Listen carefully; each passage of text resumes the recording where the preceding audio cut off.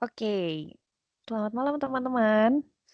Yo, yo Halo, malam yo. selamat malam. Selamat malam sahabat super. Asik, asik. Jadi karena ini malam, jadi kalau kalian yang dengerin pagi, siang, sore, gue ucapin juga selamat pagi, selamat siang, dan juga selamat sore. Ya. Asik. Nah, Selamat pagi, siang, malam. sekarang gue mau bikin ini ya, kayak kita mau jawab cepat aja nih. Oke. Gue ada pertanyaan, ntar kalian jawab cepat ya. Dalam hitungan ketiga, baru kalian jawab, oke? Oke. Paham kan, Pam? Paham. Aduh, aku belum belajar guys. Itu Kevin Pratama ngerti nggak? Gue takutnya, gue takutnya Kevin Pratama di saat hitungan 3 dia diem, 5 detik kemudian baru jawab. Itu mungkin tolong Oke. di-clearkan dulu Jangan Kevin. delay, jangan. Atau bisa jadi detik satu baru gue langsung gue jawab. Oke, itu oke boleh. Oke. Pertanyaannya cuma satu, gampang banget nih ya. Eh, untuk kondisi sekarang ini, jawab setelah hitungan ketiga. Pilih kerja tempat orang atau buat usaha sendiri. 1, 2, 3. Buat usaha sendiri. Sendiri. Yang sebenarnya cuma 2 jawaban. Oke, sekarang gue ke yang kedengeran dulu, Mas Gap. Kenapa?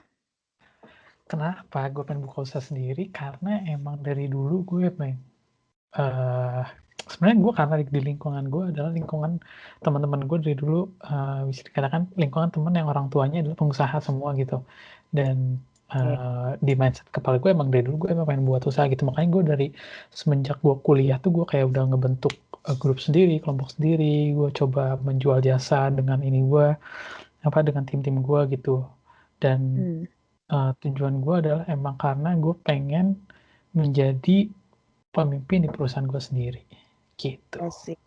Oke. Kalau untuk yang lain, kalau untuk yang lain, gue ke Mbak Juan dulu yang tadi nggak kedengeran suaranya. Kalau Mbak Juan pilih apa? Kerja di tempat orang.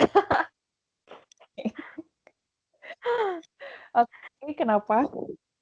Karena lihat keadaan sekarang, aku belum punya kayak mikir kayak belum punya kayak modal buat bikin usaha itu. Oke. Jadi usaha masih belum sih. Still nyari modal dulu dari kerja orang lain. Siap. Kalau yang lanjut kita ke yang tadi kedengeran juga, Mas Adi. Gimana? Ya, gue pengen buka usaha sendiri sih. Tapi gue sekarang kerja di orang lain. It's okay. Kan berdasarkan ini ya, pertanyaan tadi pengennya jawabannya sebenarnya apa gitu kan. Nah, untuk yang terakhir, Kevin. Gue juga tidak mendengar suara lo tadi jawabannya. Apa? Gue buka usaha sendiri sih tadi jawaban gue. Oh. Sekarang gue nggak diikutin.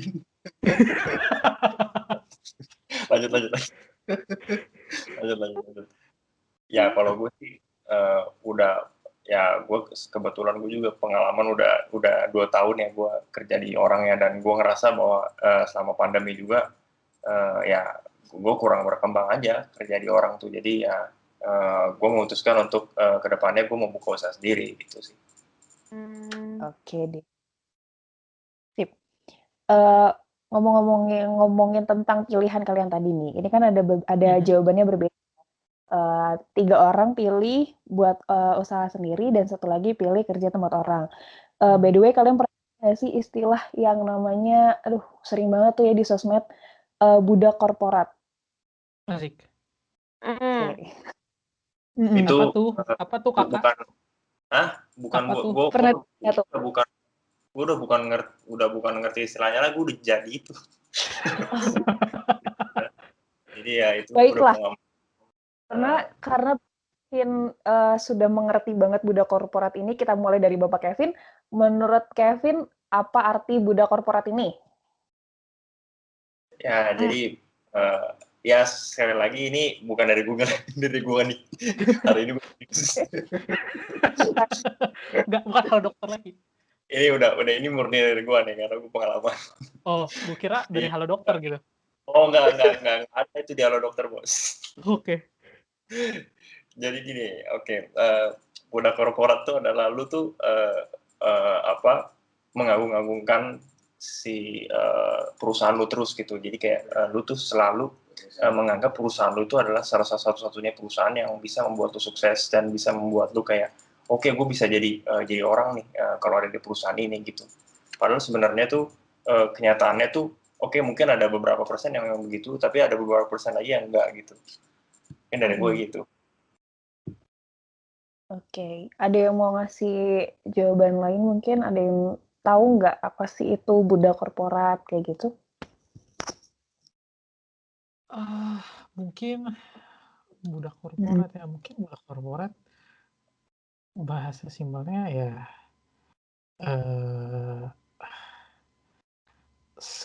apa ya, orang yang akhirnya sebenarnya nggak bisa diartikan orang yang loyal di satu perusahaan, ya itu bukan budak dong. Jadi kan definisi budak sendiri adalah definisinya kalau menurut KBBI, asik, harus menurut KBBI dong. KBBI ini ya, budak adalah kanak-kanak. Hah? Bukan. Ini mah bahasa Itu Sunda ini mah. Oke, sorry. Udah salah lagi. Makanya jangan lihat Google gimana sih lo? Kok KBBI salah ya? Maksudnya kayak apa ya? Budak tuh kan kalau dulu tuh apa ya? Gue tuh slave bahasa Inggrisnya. Ya pokoknya yang bisa disuruh-suruh lah. Budak tuh kan seperti itu gitu kan. Konotasinya jelek. Oke. Disuruh Dengan kerja paksa kan ya. Nah, kurang lebih seperti itu. Berarti kalau udah ada kata budak di depannya terus korporat, berarti kan definisinya harusnya mengarah ke arah yang negatif dong. Bukan sesuatu yang positif gitu. Nah, yang bisa gue dapat adalah berarti di mana lu dikerjakan atau bekerja semena-menanya gitulah. Kalau menurut gue ya, menurut gue seperti itu. Gitu. menurut Mas Adi mungkin mau komentar? Tadi gue udah sebutin juga ya, ya seseorang yang mengerjakan suatu pekerjaan dengan terpaksa atau dengan kata lain dia sebenarnya nggak pengen ngelakuin itu gitu. Gitu sih kalau menurut gue. Iya. Oke, Mbak Joan gimana? Iya, tadi aku mau nambahin itu yang ngomong kalau misalnya tuh itu kayak kamu bekerja di bawah orang tapi hati kamu sebenarnya nggak di situ gitu. Oke. Kayak secara gitu. Berarti sebenarnya budak korporat itu label yang diberikan oleh diri sendiri atau orang lain sebenarnya kayak gimana? Labelnya di diskon atau gimana nih? Jadi korporat itu dilabelkan oleh diri kita sendiri atau orang lain? Menurut sebenarnya kalian? kayak lebih diri ya. Kalau misalnya orang lain ngomong temennya atau siapa itu budak korporat, biasanya dengar cerita dari temennya yang tersebut nggak sih? Oh iya. Iya. Kayak dari dia Bisa. sendiri nih misalnya. Kayak temennya curhat lah, gila gue digini-gini. Lu budak korporat lu. Baru tahu nih ternyata temennya posisinya digituin gitu. Aku mikir sih kayak gitu sih. Berarti kayak dari diri sendiri nggak sih? Oh berarti mungkin orang lain bisa mengeluarkan kata lu kena budak karena denger cerita dari kita sendiri gitu ya. Nah kalau gue yang dapat dari internet itu stempel budak korporat ini itu ditujukan bagi orang-orang yang bekerja 9 to 5 atau lebih. Jadi dari Senin sampai Jumat atau bahkan Sabtu di suatu korporasi demi mendapat gaji bulanan yang nominalnya sering dianggap tidak seberapa. Nah, kalau menurut kalian nih, perlu nggak sih kita itu lepas dari istilah budak korporat ini? Kalau dari gue, ya sebenarnya tergantung kondisi ya. kalau misalkan emang lu lagi butuh duit, keluarga butuh duit gitu, terus kayak apa namanya, ya belum ada kesempatan, ya mau nggak mau gitu, lu hidup butuh duit, ya kan? Tapi mana kalau lu ada keinginan dan kemauan dan emang mungkin kondisinya lagi pas, ya gak ada salahnya untuk lu keluar dari zona itu gitu loh. Itu kan gak akan membuat lo akhirnya berkembang. Tergantung kondisi gitu loh. Maksudnya kalau misalkan lu udah nyari kerja 10 tahun, nggak jangan 10 tahun lah, lu udah ngelanjut kerja lama gitu, terus akhirnya dapet perusahaan seperti itu, ya jalanin dulu. Jadi pelajaran buat CV gitu kan, hitungannya buat CV. Nah, tapi emang ada satu titik, kalau emang lu pengen berkembang dan apa ya, lu harus keluar dari situ gitu. Kalau dari gue gitu ya. Kalau dari Mas Kevin pertama gimana nih? Yang budak ke-100-nya, udah budaknya udah budak banget, gimana tuh? Ya, tunggu. Tadi apa pertanyaannya? Tadi tentang ini ya. Kenapa sih budak? Apa sih? Perlu nggak sih kita lepas dari istilah budak korporat ini? Oh, kalau masalah perlu atau enggaknya kita nggak sebenarnya tergantung dari kita sendiri sih kalau menurut gue. Jadi kalau lu memang tapi kalau gue sih pribadi gue pasti mau terlepas dari kata-kata itu, karena meskipun gue setiap hari kerja 95 dan memang dapat gaji yang begitu-begitu aja, tapi tetap aja lu harusnya nggak boleh dianggap jadi budak korporat, karena ya kalau dengan lu berpikir baru jadi budak korporat, ya lu nggak akan bisa maju gitu pemikiran lu gitu, jadi lu cuma kerja monoton aja gitu. Gitu sih dari gue. Oke. Kalau dari Mbak Juan gimana nih? Perlu nggak? Menurut aku sih ya kayak tergantung sama situasi dan kondisi, tapi menurut buat aku sih perlu ya. Soalnya kalau misalnya tadi Laras bilang apa sih artinya tuh, ada kata kuncinya tapi aku lupa lagi. Ada kata kuncinya tuh di itu. Dia itu stempel buat orang-orang yang bekerja 9 to 5 atau lebih dari Senin sampai Jumat, atau bahkan di Sabtu di suatu korporasi demi mendapat gaji bulanan yang nominalnya dianggap sering tidak seberapa. Gitu. Oh iya, jadi tuh kalau menurut aku selama kalau kita kerjanya dari jam 5 sampai jam 9 tapi gajinya nggak sesuai sama UMR, tuh menurut aku sih itu nggak apa ya, kayak nggak sesuai gitu loh. Jadi tergantung sama situasi dan kondisi lagi. Kalau misalnya kerja tapi gajinya lumayan, menurut aku sih itu bukan budak korporat gitu, ngerti nggak? Jadi menurut aku sih tergantung situasi dan kondisi sama orangnya juga. Kalau orang yang ngerasa, oh ini gaji gue nggak sesuai nih sama hasil kerja kayak gue, bisa aja dia bilang dirinya budak korporat misalnya kayak gitu. Iya, tergantung situasi dan kondisi. Oke. Jadi istilahnya ya menyesuaikan, kalau misalnya kita enjoy, ya udah lanjut aja. Kalau misalnya ternyata kerjaan kita nggak enjoy, ya itu bisa dibilang sebagai budak korporat gitu ya, Jo, bener Kak? Iya. Jadi sesuai tergantung dirinya masing-masing. Oke. Sekarang ke Mas Adi, gimana? Perlu nggak kita lepas dari istilah budak korporat? Kalau menurut gue sih itu tergantung perspektif kita ya masing-masing gitu. Apakah kita ini melabeli diri kita ini budak korporat atau enggak gitu. Nah, gue setuju tadi yang siapa yang bilang ya, bahwa kalau emang kita enjoy ngerjain tanpa ya let's say emang gajinya kecil gitu menurut orang lain gitu. Tapi ya kalau kita enjoy ya jalanin aja gitu kan. Kita mah nggak tahu ya rezeki orang mah dari mana aja juga kan, suka tiba-tiba aja datang gitu. Mungkin secara nominal dia menganggap itu kecil, tapi mungkin dia punya berkat apa ya, keluarganya sehat selalu, ya keluarganya happy happy terus gitu, keluarga bahagia lah gitu, atau ya itulah gitu. Mungkin itu sih kalau menurut gua.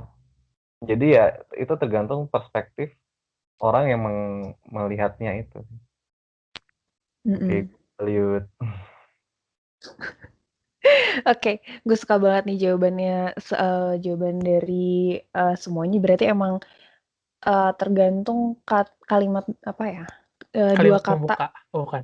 ini, dua kata budak korporat ini tergantung perspektif dari diri kita sendiri gitu kan. Nah, ini kita masuk ke pertanyaan terakhir. Karena semua orang belum tentu punya jiwa entrepreneur, karena kan tadi kan yang gue tanya di awal, mending pilih pilih kerja di tempat orang atau buat usaha sendiri. Nah, kalau buat usaha sendiri kan berarti kita menjadi seorang entrepreneur. Karena semua orang mungkin belum tentu bisa jadi belum tentu punya jiwa entrepreneur, dan dia belum bisa, misalnya emang dia nggak bakat atau emang ada aja kan kayak orang entrepreneur, dia cobain apa segala macam usaha, ternyata ya gitu-gitu aja gitu, karena emang dia nggak punya jiwa entrepreneur, mungkin ya emang mandek di situ aja gitu. Nah, ada pesan-pesan nggak nih buat pendengar Oasis yang memilih sebagai pekerja? Dimulai dari siapa dulu? Budak Mungkin ada korporat yang dulu tuh. Siapa budak korporat tuh? ada pesan-pesan gak nih buat pendengar Oasis yang dia memilih untuk jadi pekerja, bukan jadi entrepreneur gitu? Gimana? Sebenarnya gue sih nggak salah ya. Jadi pekerja itu bukanlah sesuatu yang apa ya, yang tabu ya menurut gue. Tapi ketika kita berpikir bahwa kita itu selalu jadi pekerja terus, nah itu yang salah menurut gue. Karena tidak selamanya kita di dunia ini tuh bekerja tuh sama orang terus gitu. Kayak mau nggak mau nantinya itu kita harus jadi yang mempekerjakan orang juga gitu. Nah sebenarnya sih kalau gue sih nggak masalah gitu. Nah terus untuk orang-orang yang memang istilahnya nggak punya jiwa entrepreneur segala macam, di YouTube banyak lah. Itu gue nggak mau endorse lagi. Halo dokter. Tapi gue mau kasih tahu ke teman-teman Oasis yang dengerin ya, di YouTube tuh banyak banget maksudnya motivator-motivator yang bisa kalian tonton gitu ya, yang dia tuh ngasih tahu bahwa jadi entrepreneur itu sebenarnya nggak susah gitu, dan jadi orang yang berjiwa entrepreneur yang mau jadi entrepreneur itu nggak perlu berjiwa entrepreneur sebenarnya. Ya lu ngerti gimana seluk beluk, gimana cara lu bekerja sendiri aja tuh udah cukup sebenarnya. Gitu sih dari gua. Oke. Nambahin Oke. juga deh buat orang-orang yang tadi yang katanya bekerja buat orang lain kan ya. Itu menurut aku sih nggak apa-apa bekerja buat orang lain selama kamu masih enjoy sama pekerjaan kamu, terus kayak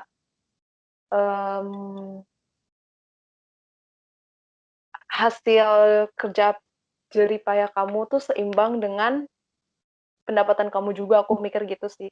Terus kayak ada saatnya lah mungkin kita emang kata Kempo kayak kita harus bisa keluar dari zona nyaman itu kan sebenarnya. Kenapa kita lebih seneng, menurut aku ya, kenapa kita lebih seneng kerja buat orang lain juga tuh itu gara-gara kita udah nyaman dengan posisi yang sekarang kita dapat nih. Pas kita keluar takut misalnya kita mau mulai yang baru, takut gagal atau takut banyak hal atau mungkin malah nggak berhasil gitu kan dalam pekerjaan kita. Tapi nggak apa-apa sih kalau misalnya menurut aku buat kerja orang lain juga gitu.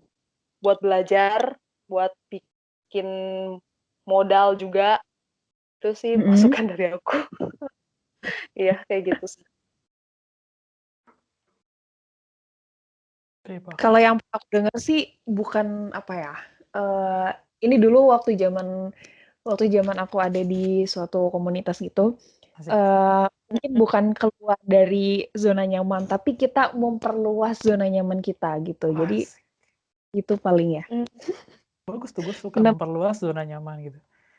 Gue suka statement yang memperluas. Kata super episode kali ini guys. Kali ini memperluas zona nyaman by Raras Anindita. Syaraski Anindita. Gue ngeri banget. Gila. Podcast yang sebelumnya tuh apa ya? Oh, halo dokter. Sekarang lebih ini lagi. Sekarang lanjut ke jawaban dari Siapa dulu ya? Mas Adi dulu. Mas Gap gue taruh di terakhir. Oke. Silakan. Kalau menurut gue sih, gue pengen balik lagi ke episode sebelumnya ya, yang dimana krisis seperempat abad itu, ya kita harus tahu tujuan hidup kita itu apa. Apakah tujuan hidup kita ini sebagai bisnismen, ya kalau emang bisnismen, ya lakukan itu gitu. Tapi kalau lu emang misalnya tujuan hidup lu emang bisnismen, tapi sekarang ini lu lagi kerja sama orang gitu. Anggap aja menimba ilmu sambil dibayar duit gitu. Itu sih kalau menurut gua. Jadi ya, misalnya kalau emang lu emang tujuannya bisnismen tapi lagi kerja di sama orang lain, ya sabar aja sih. Ambil ilmunya sebanyak-banyaknya dalam waktu yang sesingkat-singkatnya. Ketika momentum lu bisa bikin bisnis itu ada, lakukan gitu. Tapi Iya. kalau emang lu tujuan hidupnya untuk mengabdi, untuk berkarya bagi sama orang lain gitu ya, istilahnya yang kerja sama orang lain, ya lakukan itu dengan setulus hati gitu. Oke. Sudah Mantap. cukup.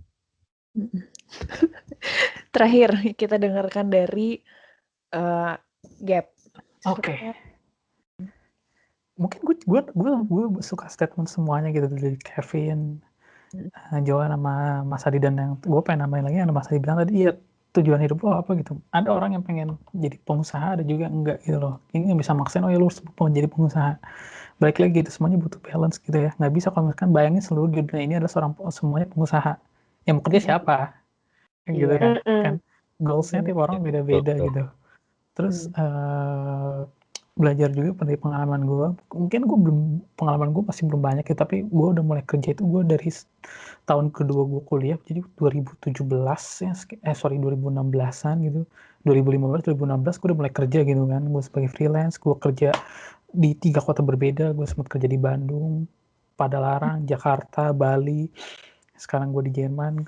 Nah, yang gue bisa dapat adalah di saat lu kerja dengan orang lain, tips gue adalah bukan hanya lu kerja buat nyari duit, tapi lu kerja juga di mana lu bisa ngambil ilmu dari tempat kerja lu gitu loh.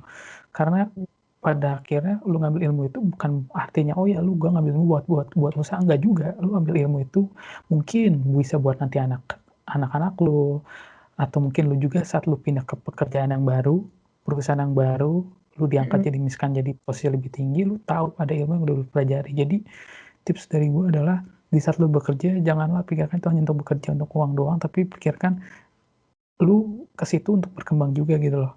Di saat lu udah nggak bisa berkembang lagi atau apa, ya itu keputusan balik lagi ke lu. Tujuan hidup lu apa, goals lu apa, kan nggak bisa maksain, oh ya gue pengen pindah perusahaan nih karena dibilangnya kalau lu udah mentok di perusahaan ini lu pindah. Ya kalau misalkan perusahaan itu yang ada di kota itu dan lu bersama orang tua lu dan kondisinya emang lu harus jaga orang tua lu, masa mau nelantarin orang tua gitu kan. Makanya gue selalu bilang semua balik lagi lihat kondisi, semuanya tuh emang ada timingnya, ada waktunya, ada sesuai kebutuhannya juga. Yang pasti bisa dilakukan adalah di saat lu bekerja, lu harus belajar juga. Itu yang pasti bisa dilakukan gitu. Itu sih. Oke. Oh my god, gue suka banget jawaban dari semua teman-teman gue pada hari ini. Tebak. Jawabannya luar biasa banget. Bener-bener kayak membukakan pikiran gue bahwa ya kalian dengar sendirilah dari tadi gitu. Apalagi sama Kevin gitu ya, nggak ada halo dokter lagi, nggak di endorse hari ini. Jawaban diri sendiri. Mantap. Hari ini serius, soalnya kalau endorse terus tapi nggak dapat endorsean beneran ya rugi bos. Wah, sip. Setuju. Jadi kapan nih kontak halo dokter nih? Hah? Kapan kontak halo dokter? Nah, halo dokter ya, jangan lupa ya. Kalau memang langsung ya, komen aja di bawah ini ya, deskripsi. Oh nggak ada deh. Serius. Ya pokoknya kalau ada pihak halo dokter ya, bisa episode sebelumnya di play dulu ya. Yang di sini nggak ada soal. Ya. Sekian. Oke. Mantap. Nah, gue tarik kesimpulan dari semuanya. Jadi pokoknya, kamu harus tahu tujuan hidup kamu. Terus yang penting kamu enjoy dengan pekerjaan kamu yang sedang kamu kerjakan sekarang, apapun itu, baik itu entrepreneur ataupun kamu pembisnis ataupun kamu mungkin kerja di tempat orang lain. Nah, itu yang penting kamu enjoy dengan pekerjaan kamu sekarang. Terus kalau apapun yang sedang kamu kerjakan sekarang, itu kamu ambil ilmu sebanyak-banyaknya dari pekerjaan yang sedang kamu kerjakan. Nanti nggak ada yang tahu, mungkin bisa kita terapin di pekerjaan-pekerjaan kita selanjutnya. Terus gue pernah dikasih tahu juga, kerja itu untuk cari kesenangan. Yang penting kamu senang. Berapapun hasil yang kamu dapat, nanti kamu akan bersyukur. Yang penting kamu senang. Sekian Oasis hari ini. Terima kasih. Amin. Dadah. Bye. Annyeong. Annyeong.